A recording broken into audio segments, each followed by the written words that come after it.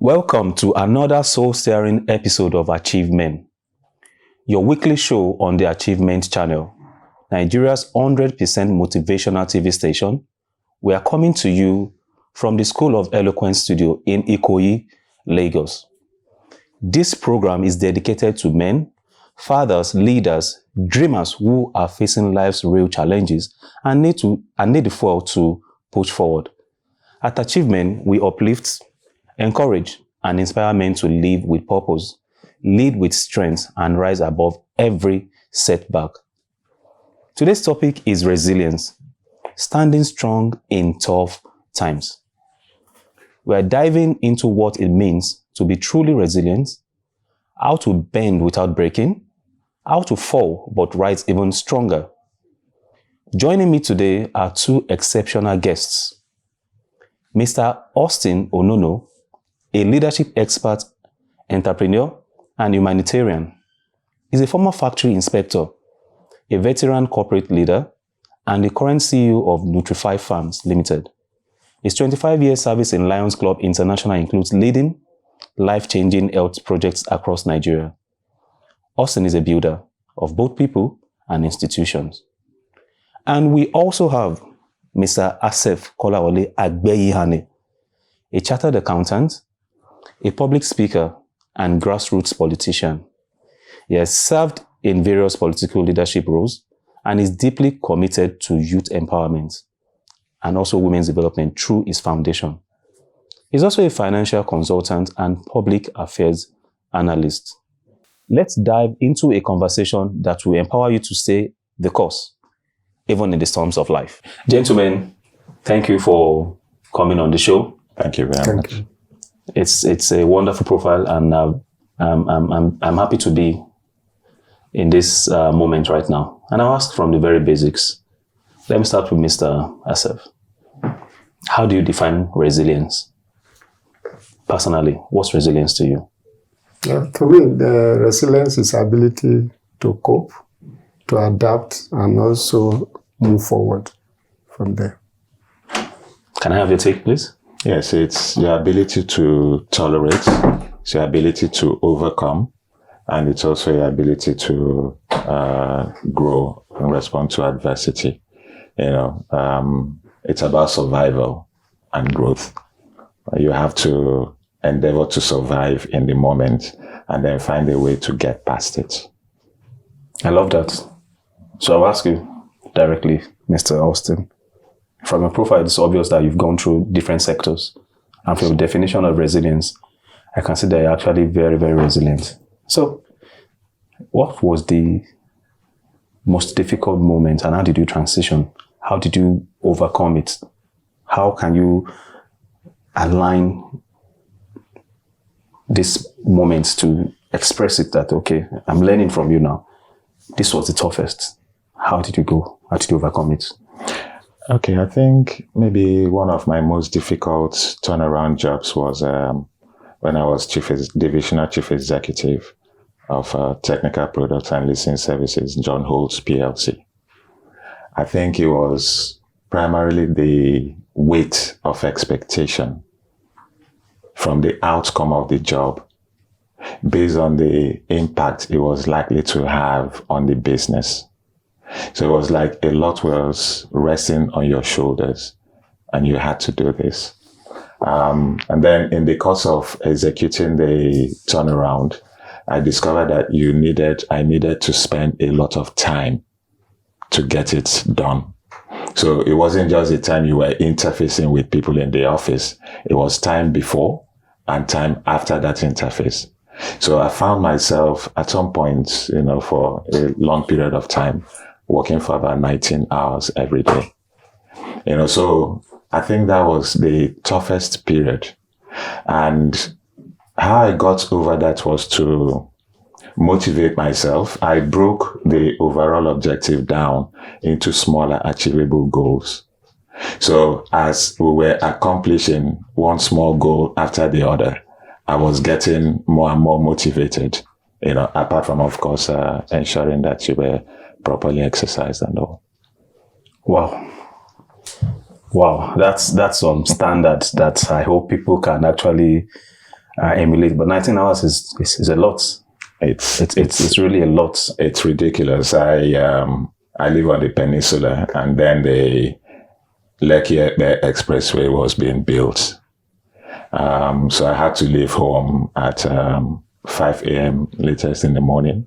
The minute I got into the car, with the inner lights, I would start working. Get to the office, continue working, and then after people had left, I'll still try to finish up, walk all the way in the car going back home. And then unfortunately, when I get back, just again, because as you were seeing those numbers coming through and they were exciting you, let's do this one more. So I'll put in a little bit more time in the study before going upstairs.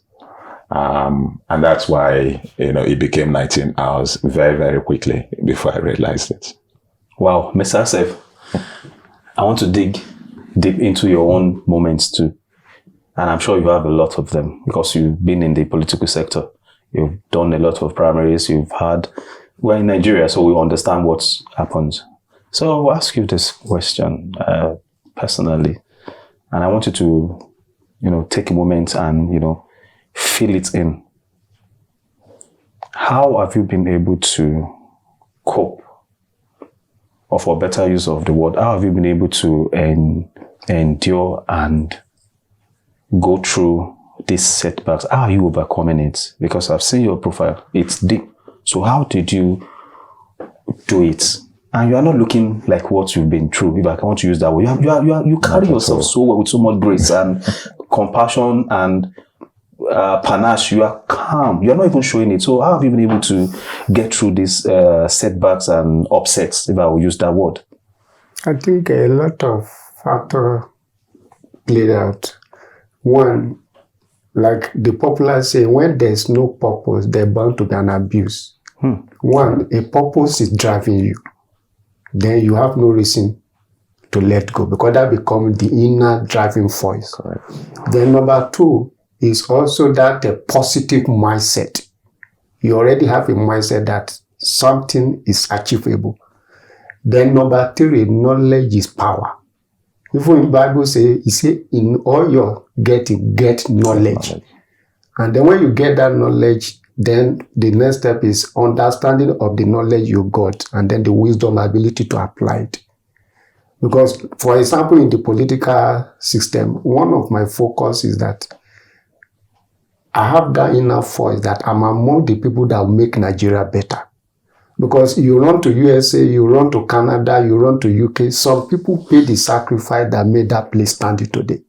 That is why I don't blame people that japa, but me, my focus that I have that inner conviction that I'm among the people that make Nigeria great. Then I have no reason to live, and I have no reason also to lose focus because a lot of also destiny rests on my shoulder.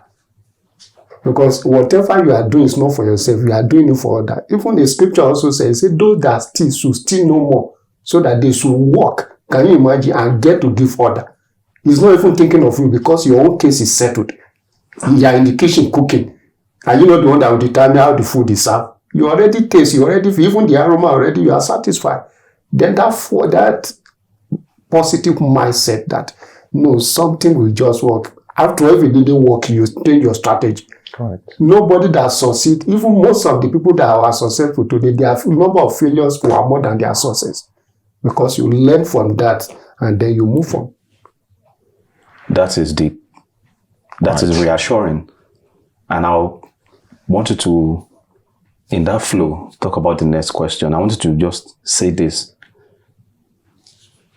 Do you think, or why do you think resilience is a crucial trait that young men or people should have? Because what you've just explained shows that you just have to do it. I'll give you an analogy so you can tell us deeply also why resilience is key. Why do you think it's key? I do a lot of work. I love hiking a lot.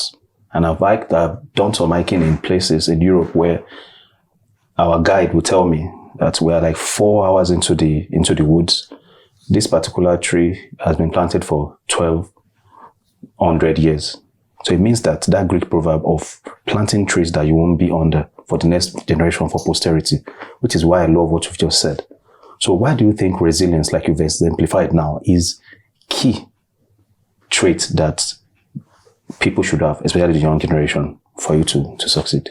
Well, there's a popular saying that not taking a risk is a risk in itself. Right. That's supposed to be a natural instinct for every human being.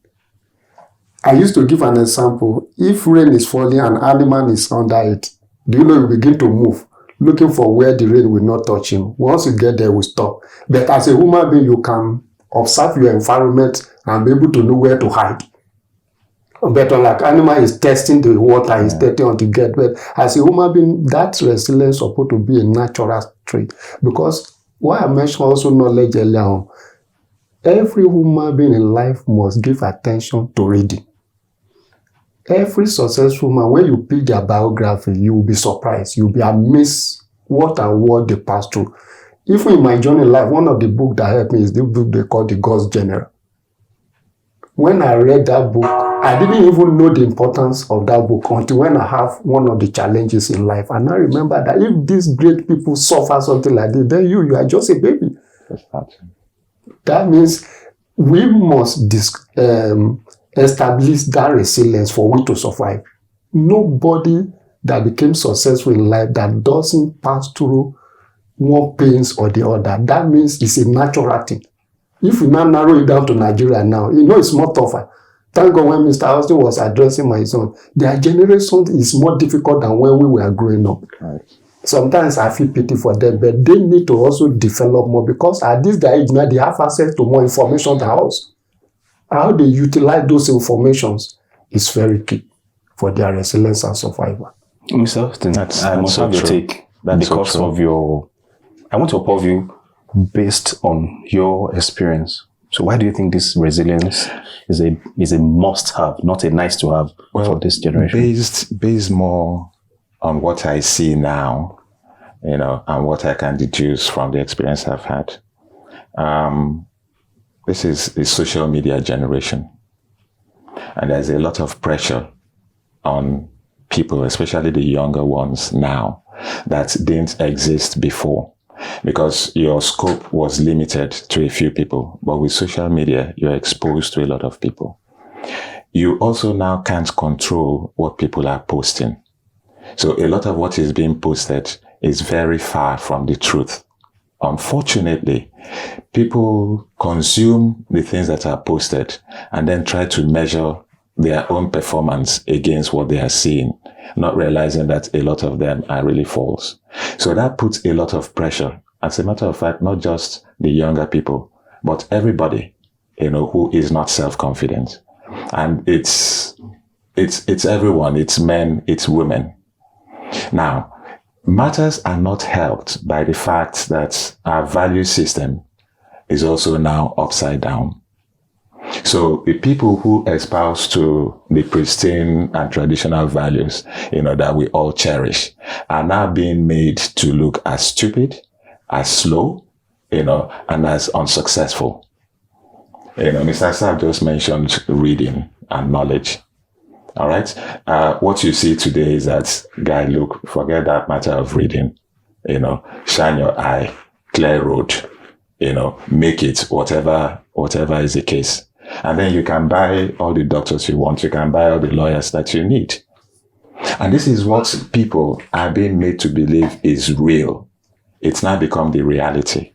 but it's absurdity. Now, specifically, let's even go further. In 2018, the Permanent Secretary of the Federal Ministry of Health announced that 30% of Nigerians were suffering various levels of mental health challenges. At the same time, WHO had the number at about 25%. This is 2018. Do the math. Do you think things have improved since then? Interesting. And if the Permanent Secretary of Federal Ministry of Health officially was acknowledging 30%, do you not think that the number could have been more than that? I love that data. What would it be now? It's frightening. I love that data. And do you mind? Because it's obvious from what you've just iterated that we need a paradigm shift. We do. So can I ask you the question, and I want you to answer also, but let me take it first. Can resilience be taught? Resilience can be taught. Resilience can be learned. But while you're doing that, you also have to be mindful of the fact that at the end of the day, it comes down to you taking care of yourself. Now, going back to this Ministry of Health statistics, in Nigeria, we actually have less than 200 psychiatrists. Less than 200. For a population that is upwards of 180 million. So you find that you have to, by yourself, nurture your inner strength. So you can learn resilience through practicing of mindfulness, where people wake up in the morning and the first thing they do is to grab their phone. And you're going into that cycle. But you can actually distress and prepare for the day deliberately to engage with the day based on your own terms. So if you go into that day, just open to anything that comes, you're going to be blown away by all sorts of things. Can it be taught? Well, resilience can be answer from your political and also can be learned. Now, if you talk about how to taught resilience, as a father or as an experienced person, either political or in the secular world, you should be able to taught people, share experience and knowledge of what you pass through and how you survive it. That's how it can be taught. Even as a parent, you can sit down your children, begin to share life experience with you, some things you have passed through, how you were able to weather it. But there you must put a clause. They may not pass through a similar thing. They may not pass through the same thing, but there are some of those lessons that they can apply. That is how it can be taught. Then it can also be learned, like I said, about knowledge. When you've read the biography of people that were successful and you see how they suffer so many failures. Look at Thomas Edison. He tried 1,000 times before he was able to get electricity. He now make one comment that he now discovered that there are 10,000 ways of doing something. I'll take it from that you. That means it can be taught, it can also be learned. You fail forward. Yeah. Let's go on the commercial break. That's a really insightful one. We'll see you on the other side of the show. Hi, my name is Olufemi. I'm CEO of Casafina Development. I'd like to tell you this. Keep watching Achievement Channel. Hello, my name is Roma Daniels.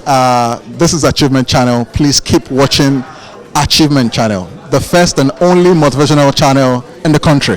Thanks, man. Hello, guys. My name is TK Classic. I'm a singer, songwriter, and performer. I'm here live at the CEO Summit 2025, and this is Achievement Channel. Stay on the dial. Don't leave. For us here at the School of Eloquence, our primary focus is on the art of public speaking because it's a major problem.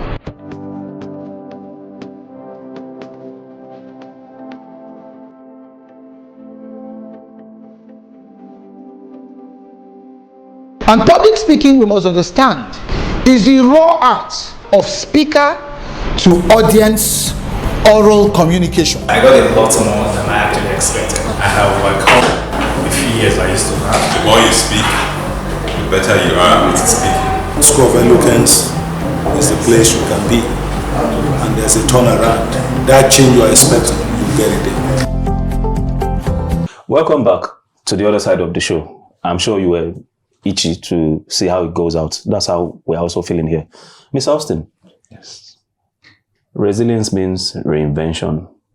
So for everyone out there that needs help, that needs, they're feeling rejected, dejected. There's no work. We know how the situation is globally, because I have data of Spain, at least Italy and the US. So it's not like there's job everywhere. So, and resilience means reinvention. You have reinvented yourself.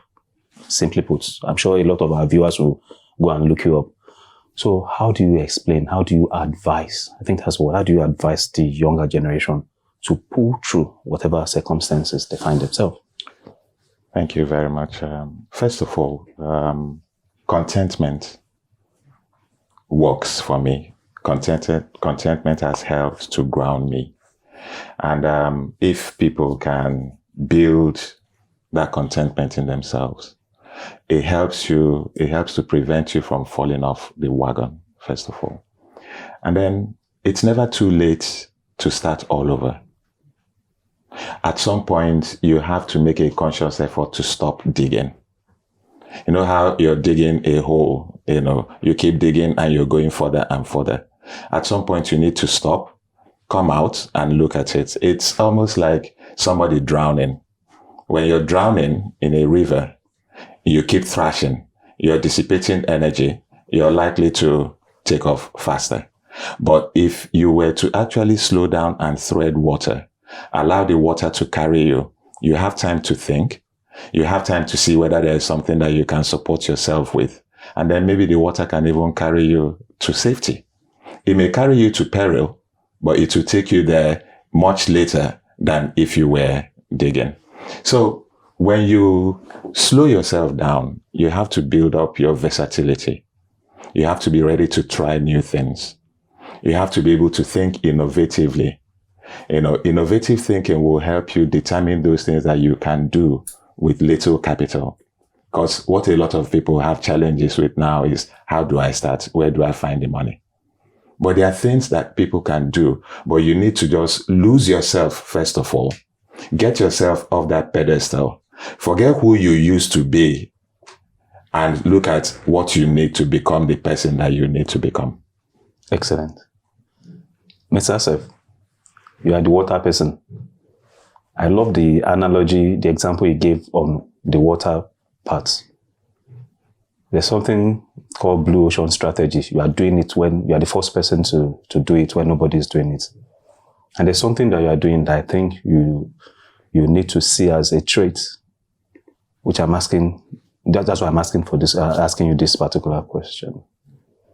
When you get stuck, when you don't know what to do again, how did you continue? Because there are moments that you knew that this looks, because of the politics parts, this is it. So when people get stuck, younger people, how should they go about it? What should they do? What has worked for you? Now, if things didn't work, it's just like Mr. Austin said, first of all, you need to relax yourself. Then that gives you the opportunity to think, to analyze, to review, and to strategize. Just like the example of Thomas Edison.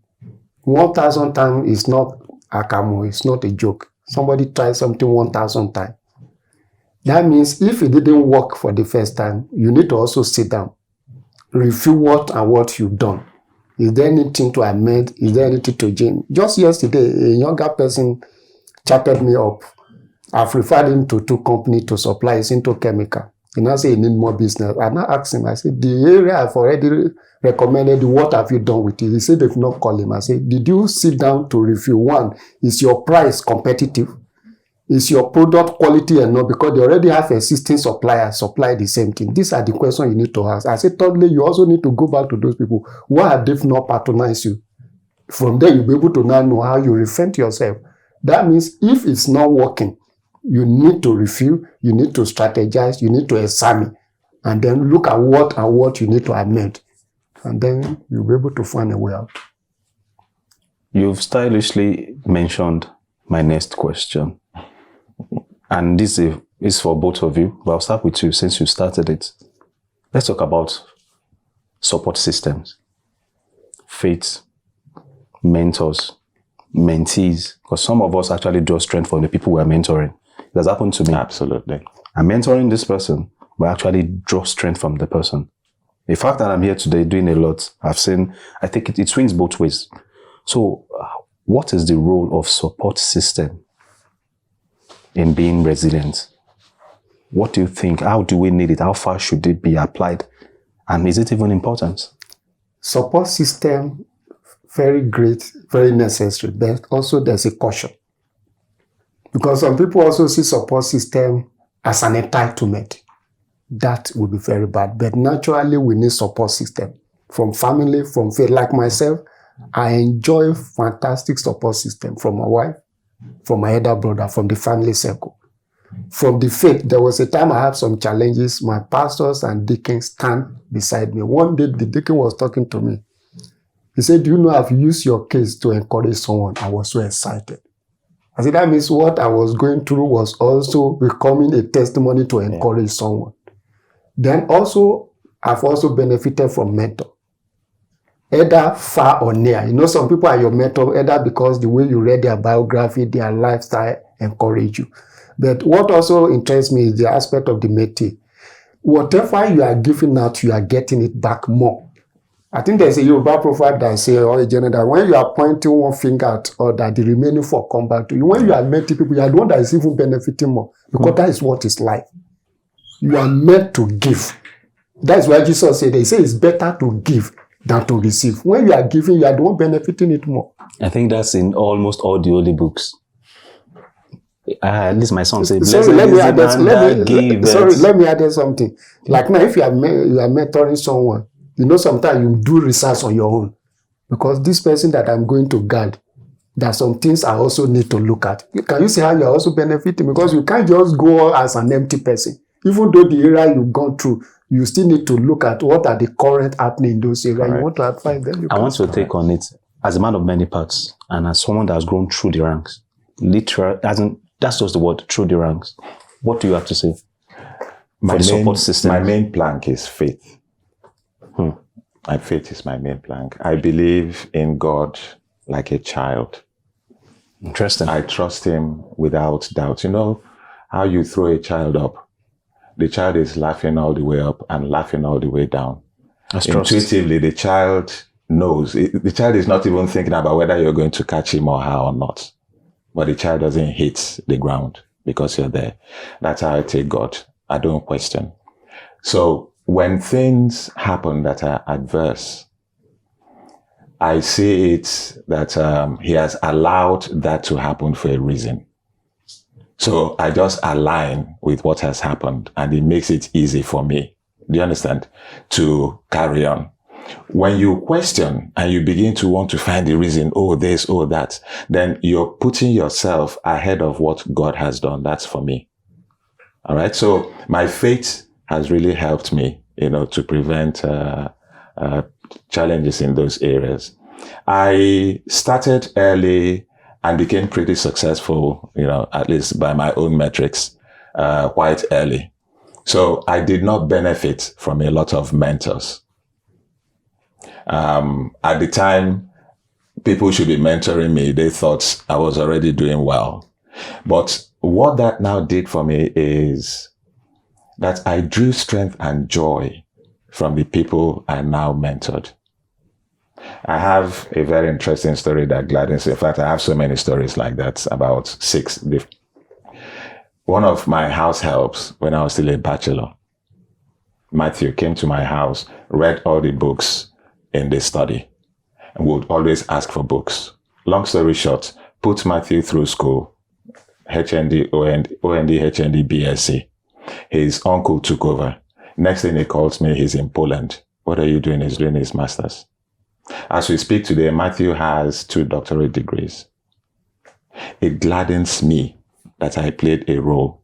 Whenever I meet someone, my plan is for that person to become better than me. I want to impart enough for that person to achieve more than I did. So that's... Stemming from what you've explained, it's wonderful when we have people that not just look out for others, but go all the way. We look forward to meeting Matthew. We'll ask a question also. I love when I have follow-ups like this because we make it very sweet and smooth for even our viewers. Criticisms. oppositions, betrayals. It will always happen. Well, it hurts deep when it's from people that are very close to you. Starting from you, let me address. So how do you handle such situations? You see, again, we try to build things, that shouldn't be built. The human nature by itself is given to betrayals and things. Once you understand that, do you understand? Then it makes it easy for you to understand that somebody has done this. Now, one of the mantras that I live by is that I don't expect to see me in another person. The stimuli that forged me, the things that made me who I am, the value systems that made me who I am, the environment and background that made me who I am, are different from the ones that made you, different from the ones that made Mr. Asaph. So your interpretation of a particular situation is based on the body of knowledge that developed you into the man that you are today. So more than likely, you will see things differently from the way I see it. So once you understand that you cannot expect to see yourself in somebody else, you give them a long rope to express themselves.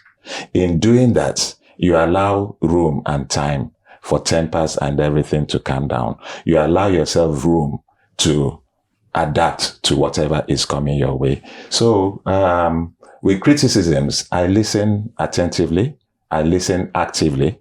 I listen to hear exactly what you are saying, not how you are saying it. And when I see things, that make sense from what you're saying, I actually adapt.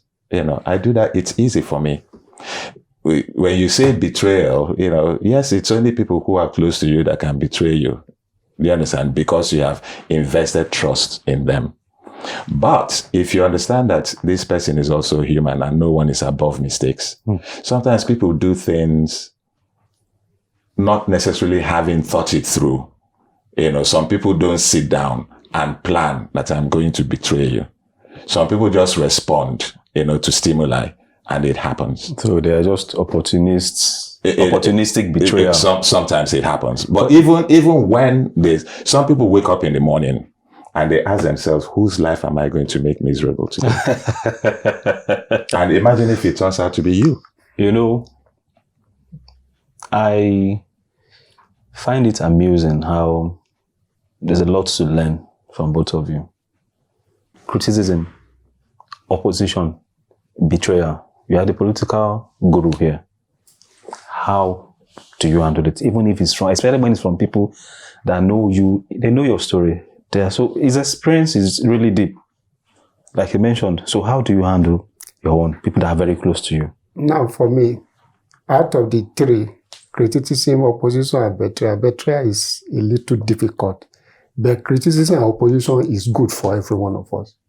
Even when you talk about positive and negative criticism, positive one is good for you. The negative one is also good for you. One thing that normally if people criticize me, one thing I know that sometimes people criticize because they were not even privileged to know something you know, something you have. Then they criticize you based on their level. But if you are sincere enough, you will now look at it, okay, what this person is saying is correct, then I need to improve. If it's not correct, let me give you an instance. There's somebody we share the same office. I have 5 whites that wear on down as it should, but the guy thought it's only one white I was wearing every day. You can imagine as close as that person to me. I just look at if this person knew, he won't have even said what was saying. Then you can imagine at that level. That's why I say criticism and opposition is good for you. If as an opposition, you need to prove the person. If somebody is opposing you, your own is to determine, to prove to the person that you can be better. But betrayal, like I said, become difficult a little to manage. David said that if it is an enemy that did it to me, I won't have bother. But we go to the house of God, we put counsel together, we eat together. But like he said, you must realize that as long as that person is human, is bound to make mistake. How I manage betrayal, which I say is difficult that. One, like John Mr. Austin said, you don't expect everybody to be like you. 2, again, I will feel it initially, but within a second, it's a human being. Because I expect any human being to behave funny, to do anything to you. But with that, you'll be able to manage it and move forward. Parting shots now. Someone is listening. That's how our show is. The person wants to give up. what do you have to say to the person? No, this is not the time to give up. Don't give up. No matter how difficult it is, no matter how dark it may seem, there's light at the end of that tunnel. This is the time to actually dig in. This is the time to reinvent yourself. This is the time to think of new things. This is the time to develop yourself further. And it's only over after you have decided that it's over. Once you switch yourself up, that's the time that it's over. But as long as you remain in the mix, a lot of better things can actually happen. Let me just close by saying there's a guy, I think his name is Gary Hamel, he's a businessman. He says that companies fail, and by companies now, let me also use individuals. Companies fail by investing a lot in the things that are happening now, as opposed to investing in the things that could happen. In the future. In the future. All right? So, if you decide to give up now, then you have shut yourself away from the wonderful things that are waiting for you in the future. Your take? Well, like question, final answer. In conclusion, what do you say to there's them? no need to give up. As long as you are still breathing, that means there's a hope. It's only a dead man.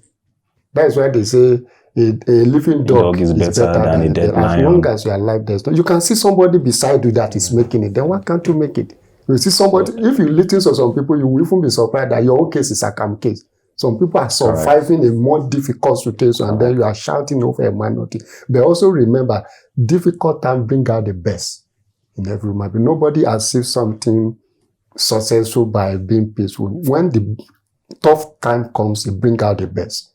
This is amazing. Thank you very much. Thank you. I'll finish with the Akamu case.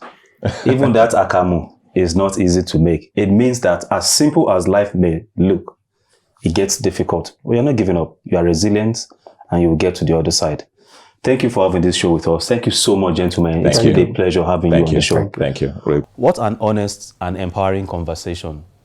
Resilience isn't about being perfect. It's about not quitting. It's about standing tall, even with scars. And today, Austin, Onono, and Aseph Kolawole have shown us what it truly means to be built to endure. To every man watching this right now, maybe you've lost something, a job, a relationship, a dream. Maybe the weight feels too much, but hear this, you are still standing, and that means your story isn't over. Thank you, gentlemen, for your wisdom and transparency. And thank you to our viewers for joining us on Achievement, where we remind you that your struggle is valid, your strength is real, and your future is still bright. Let's continue this important conversation. Follow at Achievement Channel on Instagram, Facebook, X, Twitter, and YouTube for more achievement content and updates. Use the hashtag #WeSeePossibilities and share your thoughts with us. I'm Martins Oloye, and until next time, keep pushing, keep growing, and never stop believing.